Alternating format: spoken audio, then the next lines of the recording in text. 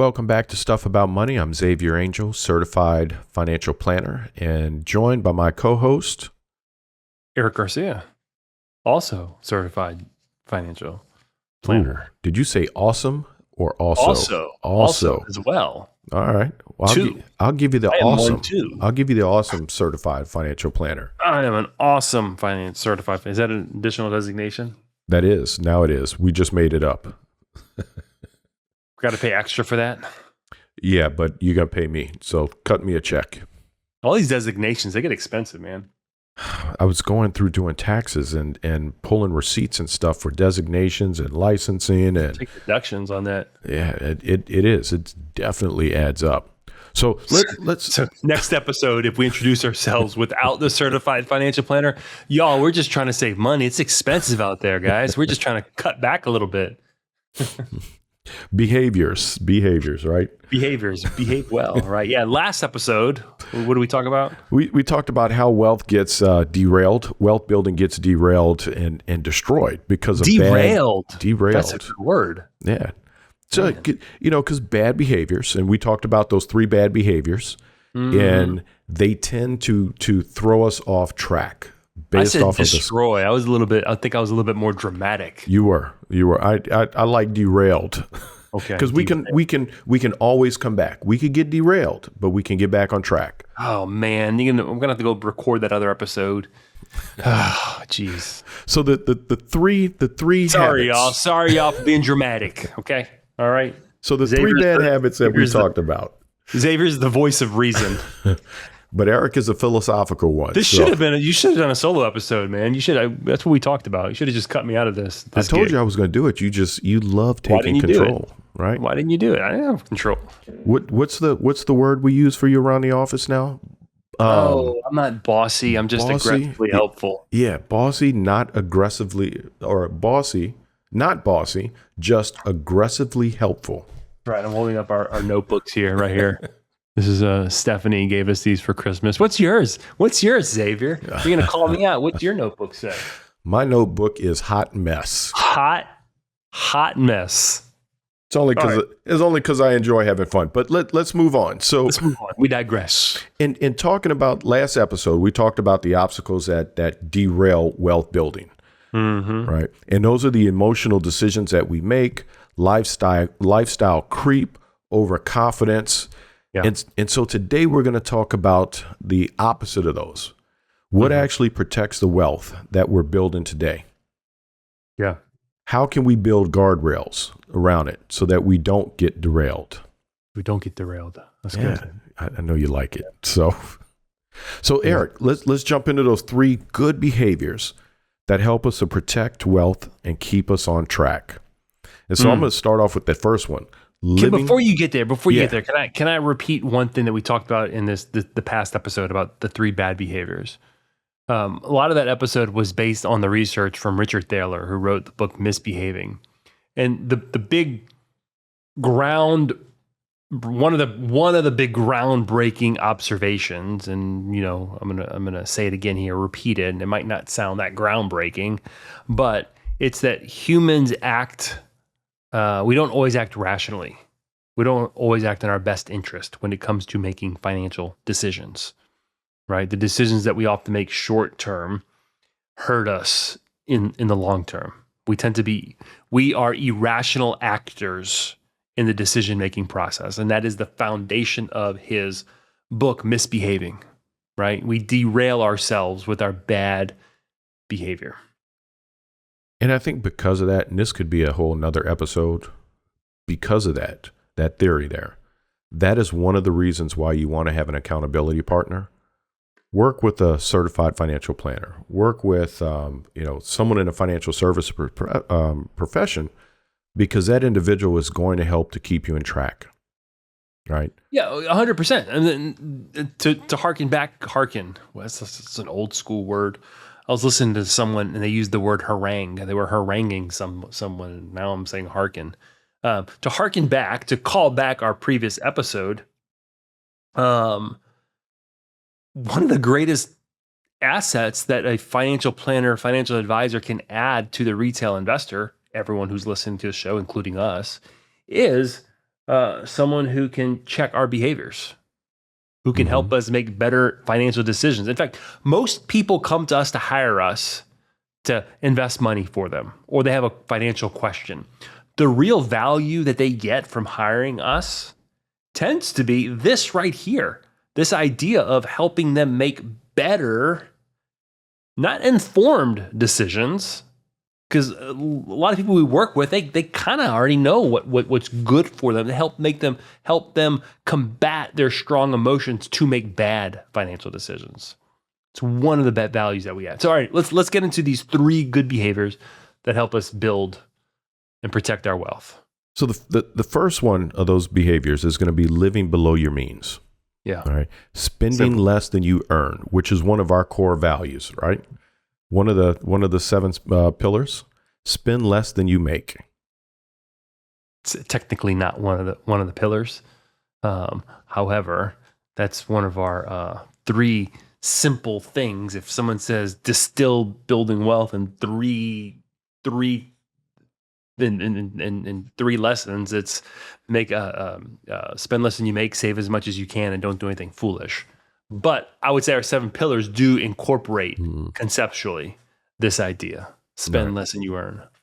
And we had talked about earlier about not having margin, lifestyle creep. And so what falls under living below your means is going to be creating margin. And that margin allows you to begin saving, investing. It allows you to be able to do the things that's most important to you. You know what I think about whenever we talk about this idea of creating margin? Remember back in school when you had to write a paper and you had to have so many pages and the font size had to be so big and your margin had to be so big? That's how I love to think about this idea of financial margin, is when you're writing on paper, on loose leaf, or on the computer in a word processor, margin is that white space between the words and the edge of the paper. And when you have more margin, there's more room for error, or there's more room for error, right? There's place to do other things, to write notes in the margins, right? If you have words that go all the way to the margin, there's no room to do anything else. Right. So I love to think about this idea of white space on a sheet of paper. Margin financially is there's more white space. There's more space around the edges in case something goes wrong, in case you want to do something different than what was planned. Anyway. Right. So in a third piece under this is going to be avoiding those lifestyle inflations. Yeah. Right. And lifestyle inflation is going to be running out and purchasing the next big thing out there.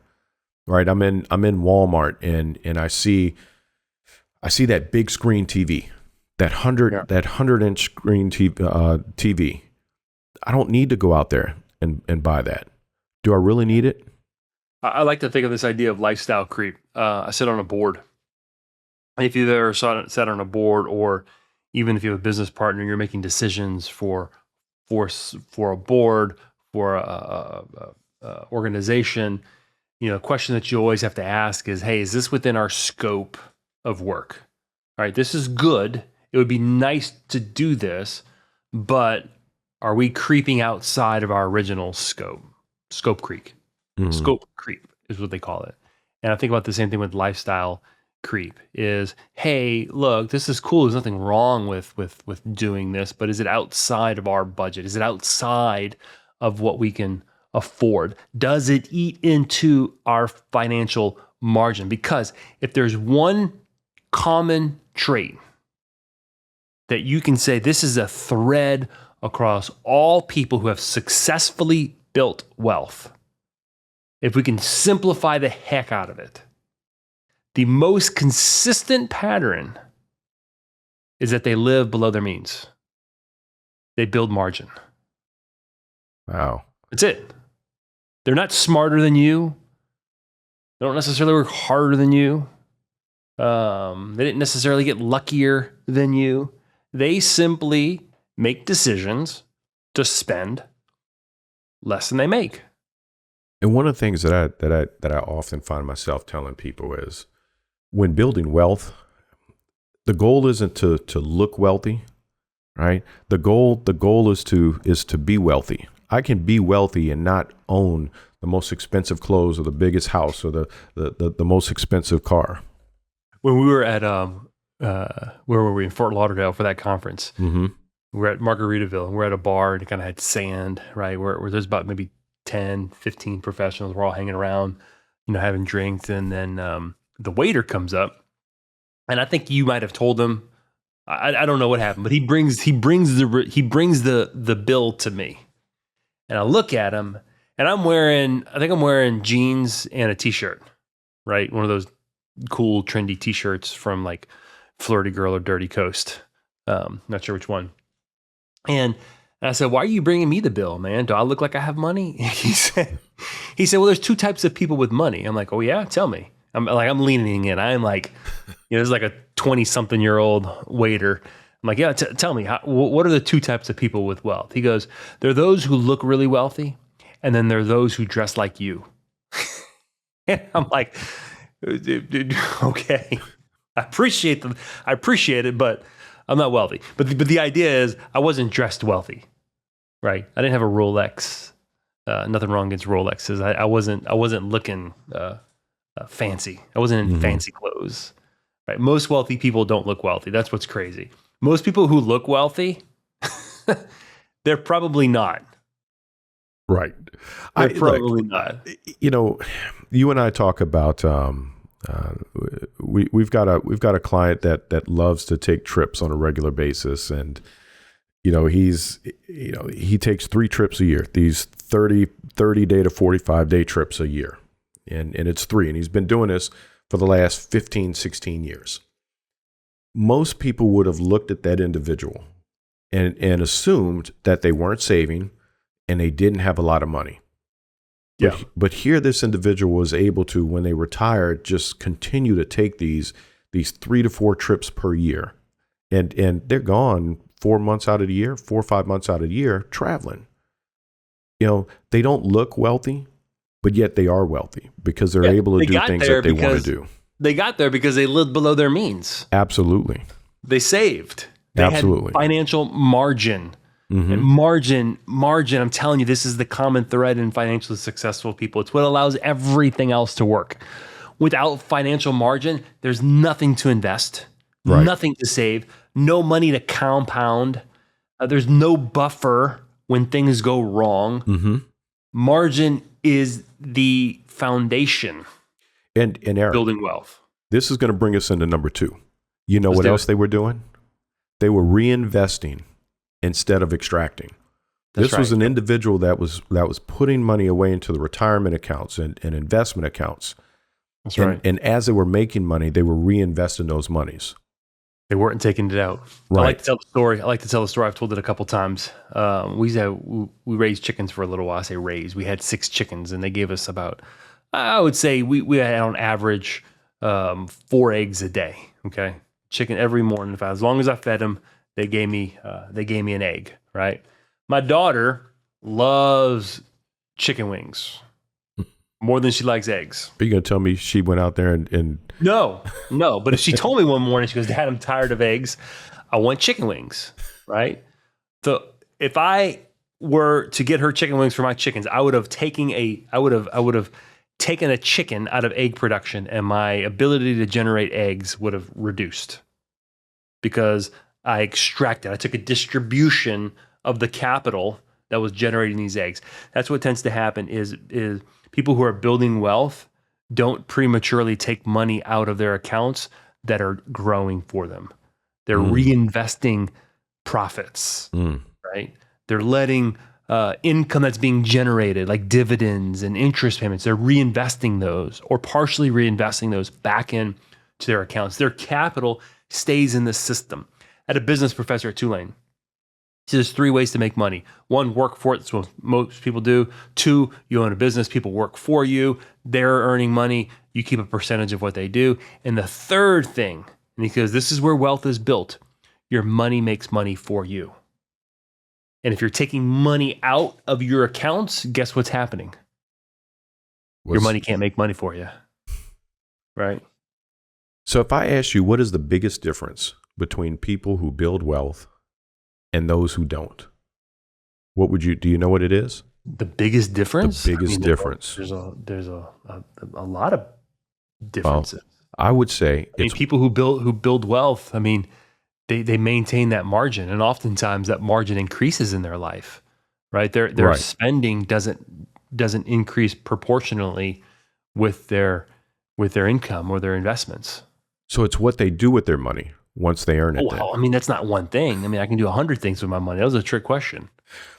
Well, I got to throw it out to you every now and then. So, it's what people do with their money once it's earned. All right. Yeah. It's reinvesting, as you mentioned earlier, all the things that the dividends, the growth, reinvesting that, keeping that capital in the system. Those are things that are going to help them grow well. Yeah, well, that's what I said. I answered right. I know. You're not increasing their lifestyle necessarily as they make more money. They're reinvesting it, and to contrast that against people who derail their wealth, they're making decisions on what they want to spend money on today, right? My investments did good, I'm going to go buy something expensive, as opposed to my investments did good, I'm going to maintain my lifestyle, and I'm going to reinvest those investments. I'm going to let them continue to grow. And I want to signpost this right here. I'm not advocating for not enjoying your money and living like a pauper lifestyle. We're advocates of enjoying your money. Use your money for what's important to you. But what we tend to see and what we've observed in working with people tend to make bad financial decisions. They are hurting their future selves because they're making decisions based off of emotions today, right? We don't have to go back into that. We talked about that last episode, right? But reinvesting, not spending your investments, involves a intentional, purposeful, conscious decision to choose the future over today. I'm saying no to myself today because I'm saying yes to something tomorrow. That is a natural human instinct to want to say yes today and not think about tomorrow. And it takes work to do the opposite. Right. And that's where people struggle. People struggle because of the present biases that they have. Right. Yeah. I want to spend now because it makes me feel good. Makes you feel good. All right. Reinvesting. You want to? Well, it does. Spending now makes me feel good, right? If I go out, if I leave here today and I don't know, I go out and I buy another car, it's going to make me feel today. But tomorrow I might not feel as good because I have to come back and think about that purchase. So spending now feels great. Reinvesting delays that gratification that I would have today. I like reinvesting. So wealth grows money. Yep. Wealth grows when money is put back into the system to work for you. That's right. So our next one is Number three, avoiding catastrophic mistakes. Don't do anything foolish with your money. Yeah, that's right. And you love that saying. I hear you use that often. Go for it. Yeah, that's one of the three things. So may have talked about this in previous episodes, but I took up golf pretty seriously last year. I quit doing CrossFit.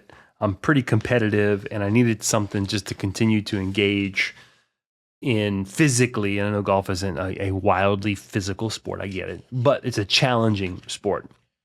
I was playing with a buddy of mine who's played all his life. And I'd walk up to the ball, and he was very instructive. Sometimes you play in these tournaments and everyone's trying to tell you what to do. I didn't mind him telling me what to do because he had a lot of really good insight. And he said, what club are you hitting? And I tell him what club I was hitting. He goes, why are you hitting that? I said, because I want to get to the green. He goes, where's the danger? Where's the danger around the green? I said, well, there's a sand trap in the front left. There's water in the back. He goes, what shot is going to minimize your danger? What's going to minimize the damage? And it made me change my shot. I got to minimize the damage. I got to stay out of the water in the back. I can't go long, and I can't go left. So I needed it. So the point is, what is going to minimize the damage? It doesn't have to be the perfect shot. It doesn't have to be the most impressive shot. It doesn't have to be the smartest shot. Or actually, the smartest shot is the one that minimizes the damage.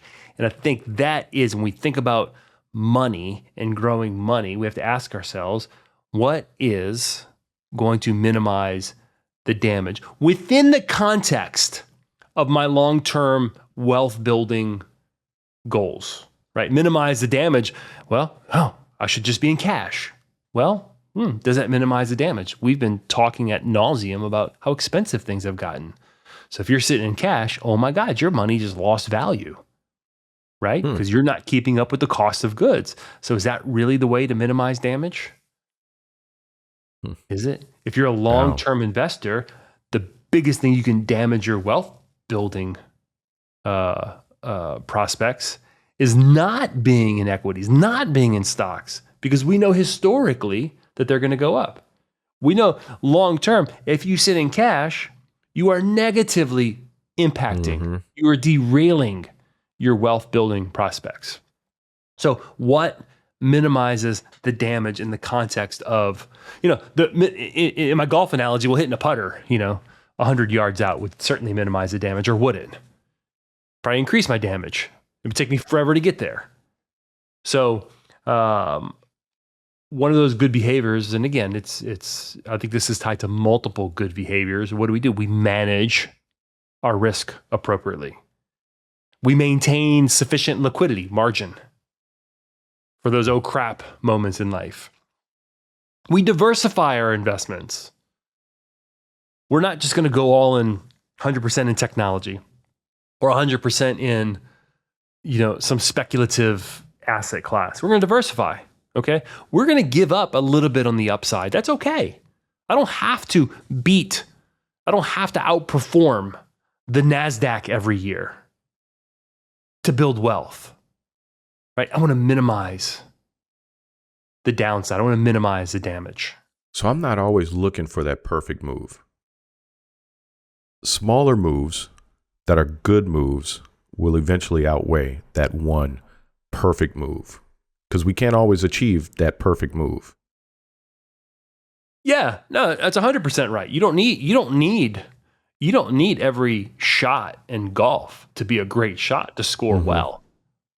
You just got to avoid the shots that are going to take you out. I don't need to get 20, 30% on every investment decision I make, because what comes along with a risky, aggressive shot or a risky, aggressive investment is, on the downside, it could hurt me potentially as well. And I want to minimize that. So what is the right amount of risk? This is risk management. What's the right amount of risk? How much risk? And we talk about this all the time. How much capacity for risk do I have? How much risk can I afford? And that's something that I've heard you speak often about. It's risk capacity. Yeah. Right. And which I've started using it because I think it's powerful. Yeah. We talk about risk tolerance. If you ever invested money, a financial advisor is going to ask you some questions to gauge your risk tolerance. How much risk can you tolerate? Here's the problem with that. Risk tolerance is too closely tied to our emotions. My riskiest clients, when markets are really bad, they tend to be less risky. My most conservative clients, when markets are really good, they wonder why they're not keeping up with the market. They want to be more risky, and that's their tolerance for risk. It's going to change. My tolerance for risk is going to go up and down based off of how I feel about what's going on in the economy, what's going on in the news, what's going on in the world. Capacity ignores how I feel. Okay? And I'm not ignoring when we make investment decisions. We don't ignore how you feel. We ask the question, well, how much can you afford to take? If your 401k lost 20% this year, does it knock you out? Does it change your lifestyle? No. It doesn't feel good.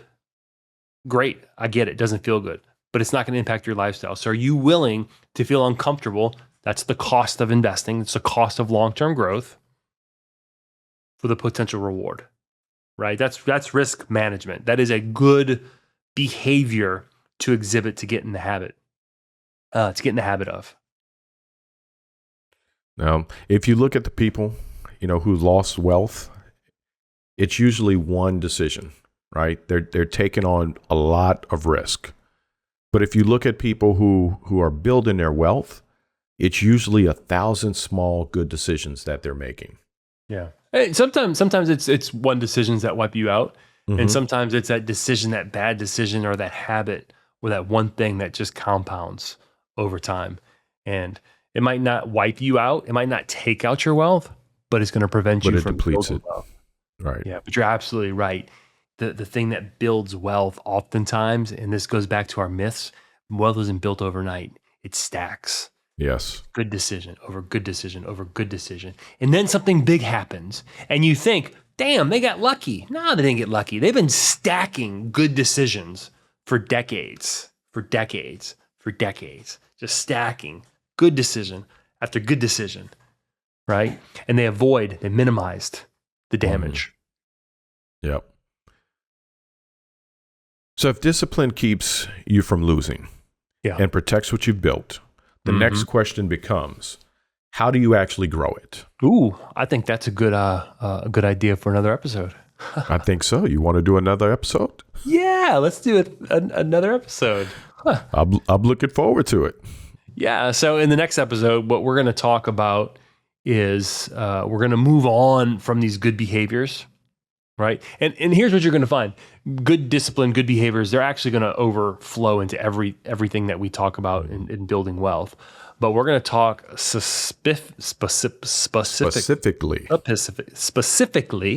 specifically, I'm better with numbers than I am with letters, Xavier.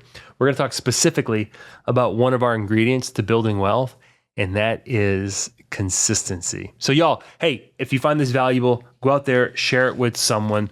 We hope that this helps you. Our goal really is to equip you and resource you to make good financial decisions for you, your business, and your family. So go out there, y'all, plan wisely, live confidently.